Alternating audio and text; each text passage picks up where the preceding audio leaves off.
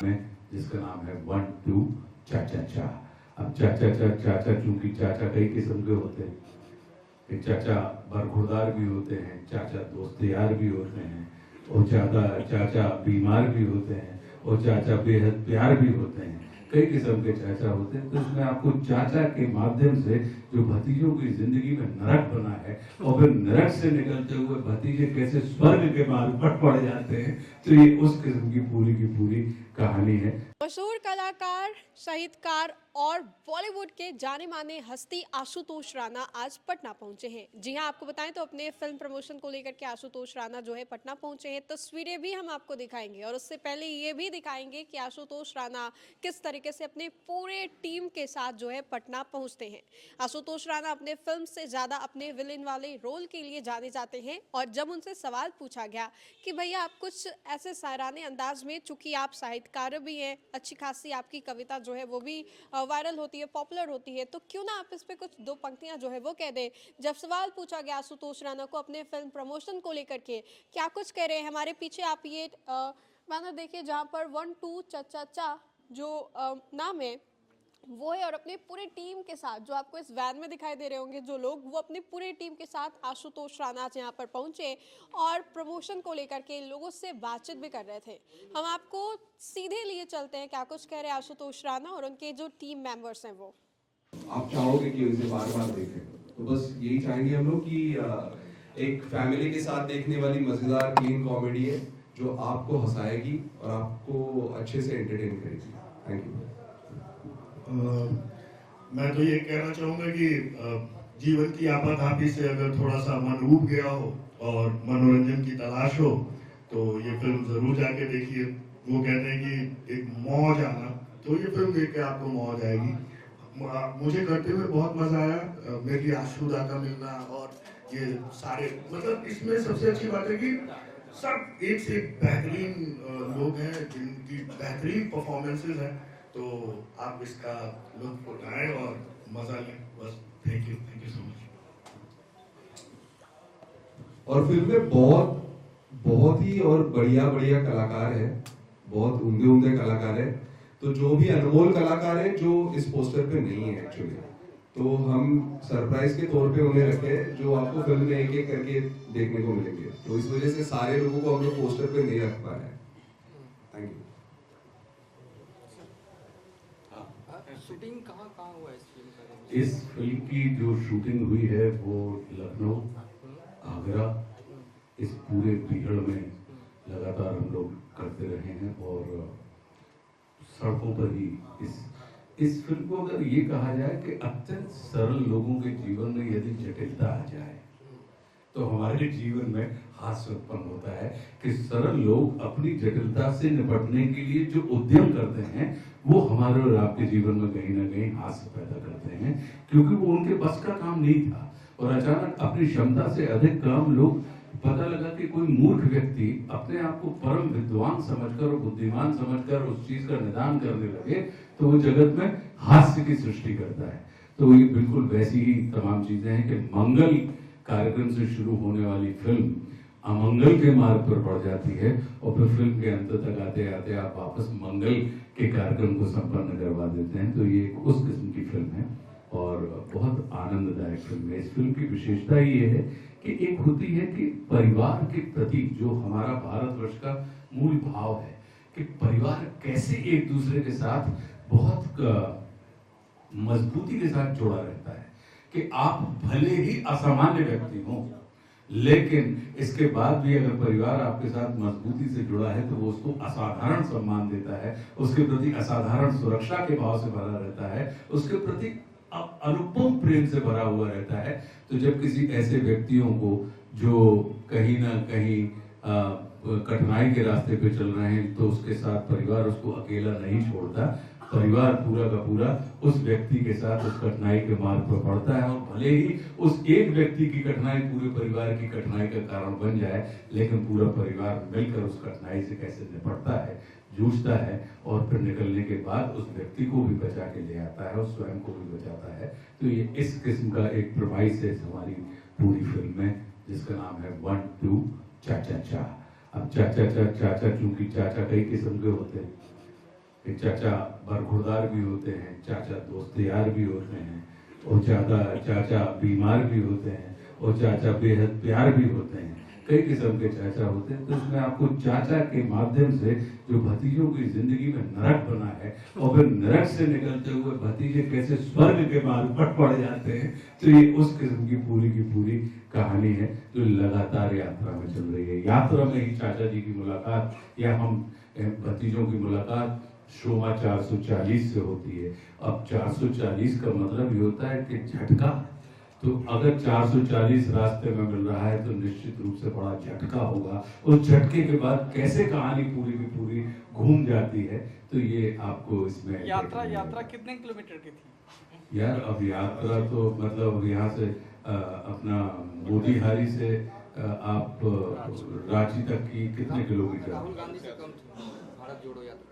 मोतीहारी से रांची जाने के लिए तकरीबन 400 किलोमीटर का सफर है ना? है ना? तो 500 किलोमीटर है। तो 500 किलोमीटर की यात्रा में ये तो हो गई सड़क की यात्रा, लेकिन जीवन की कितनी लंबी यात्रा हो गई होगी ये आपको सब है। कहानी देखा जाए हार्डली 5 दिन की, 4-5 दिन की ये कहानी चल रही है, लेकिन उस 5 दिन में आपको जीवन के तमाम पक्ष और जीवन के तमाम रंग आपको देखने मिलेंगे कि जो आपको मात्र हंसने के लिए नहीं, मुस्कुराने के लिए भी विवश करेंगे, जो आपको सोचने के लिए भी विवश करेंगे, जो हो सकता है कि किसी स्थान पर आपका हृदय बीत जाए और आपको कहीं ना कहीं इमोशनल करने के लिए भी विवश करेंगे। तो पूरे जीवन में जितने रंग होते हैं वो 1 2 चाचा में आपको देखने मिलेंगे। जी, एक सवाल है इस फिल्म से इधर है, मणिकर्णिका घाट को जो है वो तोड़ा जा रहा है। ये सवाल इसलिए पूछ यार रहे हैं अभी क्योंकि सिनेमा के बारे में अध्यात्म से जुड़े हुए आप हैं। नहीं, मैं ये जानना चाहती हूँ कि जब बिहार से आप लोग हैं, डायरेक्टर भी हैं बिहार के हैं, मूवी भी आपने बिहार वो बेस बना के बनाया, मोतिहारी से रांची बिहार झारखंड, तो शूटिंग आपने लखनऊ या यूपी या कहीं दूसरी जगह क्यों की? यहाँ क्यों नहीं? वो इसलिए कि क्योंकि बहुत सारी जो इन लोगों की अपनी जैसी जिस किस्म की लोकेशन इनको चाहिए थी, जब कभी लोकेशन आपको वैसी चाहिए होती, कुछ चीजें होती जो डायरेक्टर के दिमाग में बिल्कुल फंसी हुई थी कि मेला चाहिए था, तो जो मेला इनको लगाना नहीं था फिल्म में, लगा लगाया मेला चाहिए था। तो जो क्योंकि मेला लगाना और लगे लगाए मेला में शूट करना दोनों की गति बिल्कुल अलग होती है।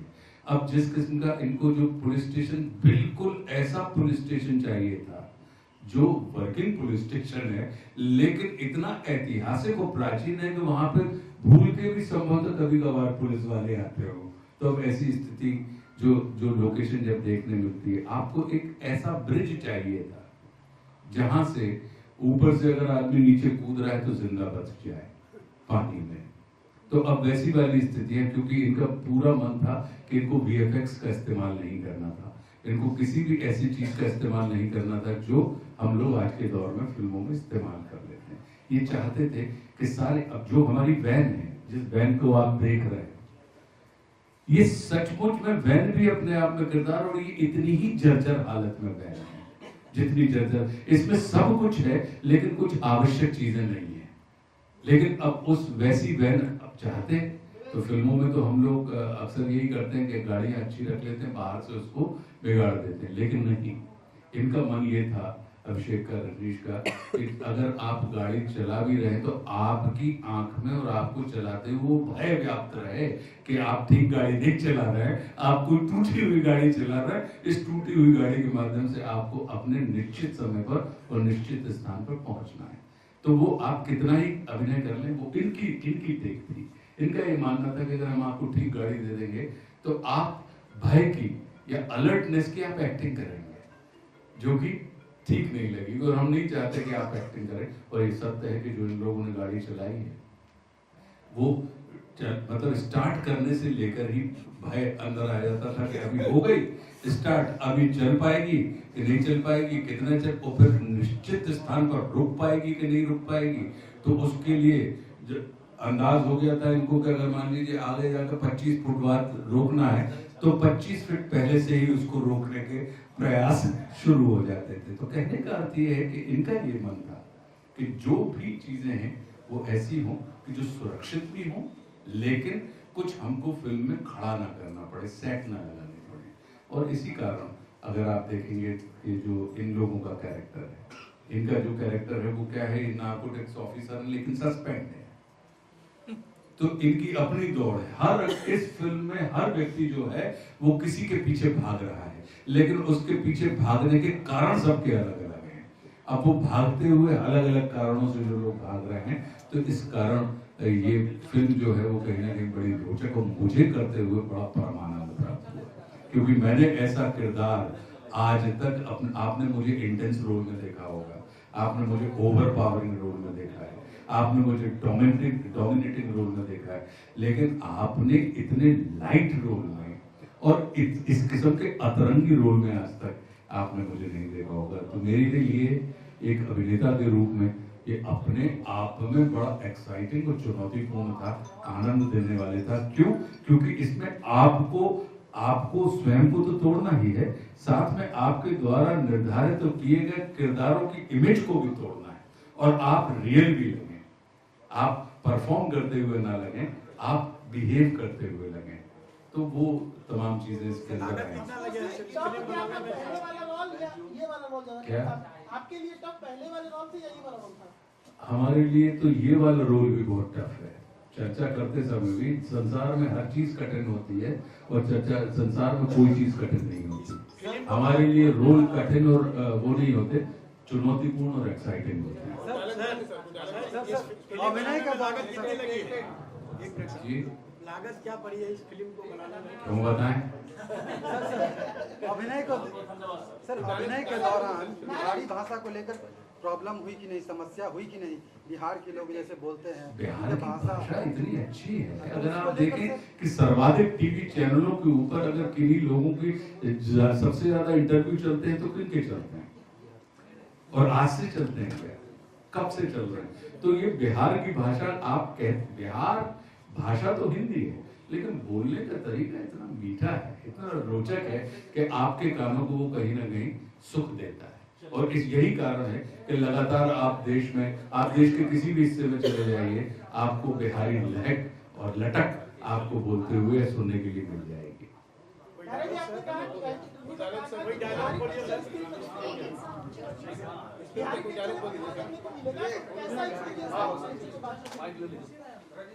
हाँ जी, नहीं हमारा तो टाइम हमारे काय के लिए है, इन्हीं के लिए। देखो ये फिल्म बेसिकली हर एक स्टेट के लिए है, और हिंदी हर एक स्टेट को पता है। आप मैं एक्चुअली सर को देना देखिए, ये इसमें जो हिंदी है हमारी फिल्म में, हम लोग जानते हैं पटना की हिंदी होती है जी, तो हमारी film this is proper Hindi है, पर पटना में जिस हिसाब से हिंदी बोली जाती है, तो हमारी फिल्म का डायरेक्ट कुछ इस डायरेक्शन में जा रहा है। और ये फिल्म बहुत ही सुंदर ढंग से लिखी गई है। और मैं एक चीज़ बताना चाहूँगा कि जितने कलाकार हैं हमारे फिल्म में, अगर आप सुन लीजिए जैसे कुछ बोल रहे हैं, जितने भी कलाकार हैं हमारे फिल्म में आशुतोष जी हैं, नायरा जी हैं, ललित हैं, अशोक जी हैं, अनंत हैं, हर्ष हैं, हमारे बीच में अभिमन्यु जी आज नहीं है, मुकेश जी हैं, चित्रंजन जी हैं। सर ये हमारी जो फिल्म है बहुत बड़े बजट की नहीं है। हमारे यहाँ हमारे फिल्म में बहुत एक से एक कलाकार हैं, और उनका परफॉर्मेंस इस फिल्म में, मैं दावे के साथ बोलता हूँ कि आशुतोष जी का एक हमने संघर्ष देखी थी बहुत साल पहले, और संघर्ष के बाद अगर कोई सा रोल इनका मेमोरेबल होगा, इनके सारे रोल्स मेमोरेबल रहते हैं, sir is a phenomenal actor, but ये फिल्म में इन्होंने कुछ एक्स्ट्राऑर्डिनरी किया है। इसमें आशुतोष राणा नहीं है, ये एकदम नहीं है, एक पल के लिए भी आशुतोष राणा की छवि नहीं मुझे दिखी। शूट करते समय आज जब फिल्म जब बन गई, हम जब देखते हैं तो हम भी काफ़ी ताज्जुब में रह जाते हैं कि यार आशुतोष जी एकदम आशुतोष जी नहीं है। वो छवि जो एक आशुतोष जी का चलने का ढंग, बोलने का ढंग, वो सब कुछ इन्होंने इस फिल्म में पूरा का पूरा बदल दिया है। अनंत विजय, अपने ललित, हर्ष सर, मैंने I call them the breakthrough stars. एक हमारे एक 80s में जैसे अमोल पालेकर साहब थे, फारूक शेख थे, ये उस समय के ब्रेक थ्रू स्टार्स थे। I really think very talented power house, Lalit Maharashtra से हैं, मगर इन्होंने हिंदी और बिहार की, पटना की हिंदी इतनी अच्छी पकड़ी। मैं पहले दिन शूट से मैं काफ़ी ताज्जुब, काफ़ी लोगों ने मुझे बोला था कि यार ये मराठी सिनेमा में बहुत बड़े स्टार है, हिंदी की पहली पिक्चर थी, ये इतनी अच्छी हिंदी बोल पाई नहीं हमारे पटना वाली हिंदी। मगर मैं पहले दिन के शूट से इतना सरप्राइज था। इन्होंने बहुत मेहनत की, 15 दिन 20 दिन इन्होंने बिहार के एक थिएटर आर्टिस्ट के साथ डायलेक्ट की कोचिंग की। हर्ष बहुत ही स्पॉन्टेनियस एक्टर है, आप लोगों ने इन्हें आई एम कलाम गुल्लक में देखा ही है। ये फिल्म में ग्रेट परफॉर्मेंसेज एवरीवेयर, इसमें उन सबसे ज़्यादा अच्छा काम किया इन्होंने। अनंत आई थिंक एब्सोल्युटली, अभी आपने इन्हें अजय में देखा, इन्हें आपने 12वीं फेल में देखा। This is a breakthrough film for all of our actors. Ashok ji को आप जानते ही हैं, very very gifted actor. And sir ये फिल्म आप लोग देखिए, मैं ये बोलना चाहूँगा कि ऐसी फिल्मों को आप लोग प्रोत्साहन दीजिए, बहुत इंटरटेन करेगी और सालों तक आपको ये पिक्चर याद रहेगी।